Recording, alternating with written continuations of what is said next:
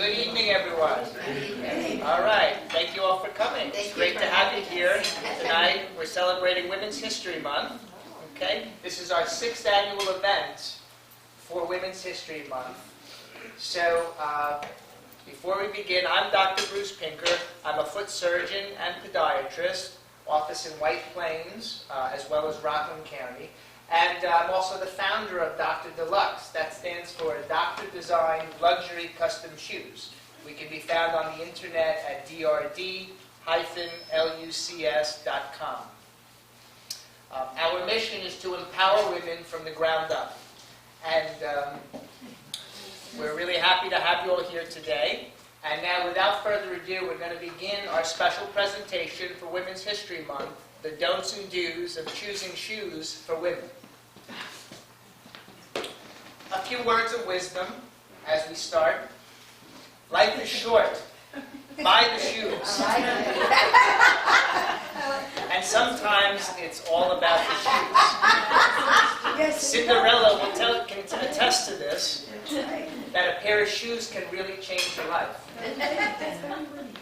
And we all know the story of the Wizard of Oz, those famous ruby red slippers that Dorothy wore. Well, they were just put up for auction about 4 years ago, and they were very special.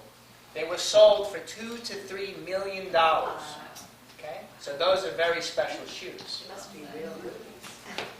And shoes can be so interesting for us, whether it's a stiletto or a flat or a wedge heel or a loafer. There are so many different styles for us to choose from. Stuart Weitzman said it best. He said, shoes, because your personality isn't the first thing people see. And also, remember, life is short. Life isn't perfect, but your shoes can be, especially if they're made by Dr. D-LuCS, because they're custom made. So, what goes into building a shoe? Well, we need to talk about the materials. There's leather and rubber, most commonly used. As well, we have to think about biomechanics. How do our feet move? How do they function when we're wearing this type of footwear? There's always some type of innovation when it comes to footwear. Different styles every few years, and technology changes as we go on. And we're going to talk about some interesting technology that's been used in footwear. Construction, how do we put the parts of the shoe together? Is it sewn together, glued together? Do we nail the pieces together?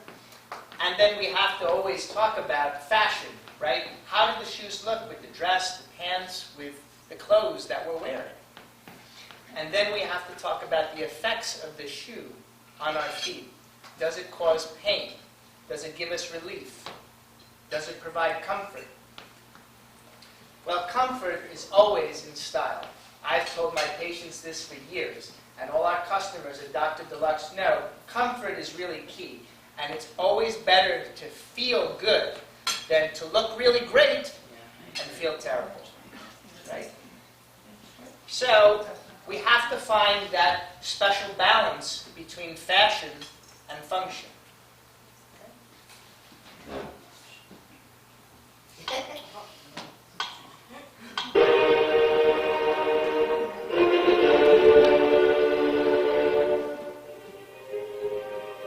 So here we see some very not recommended types of shoes we should always avoid.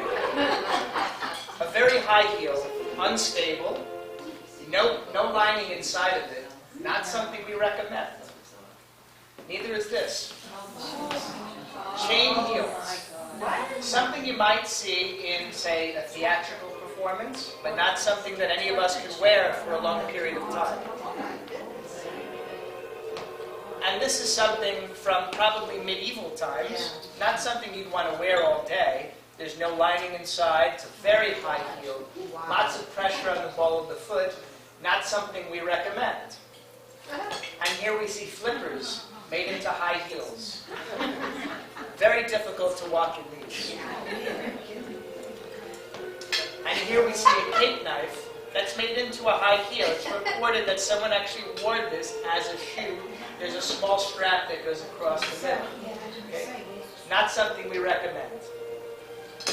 And here's a sandal with springs in the sole, made of metal, very unstable.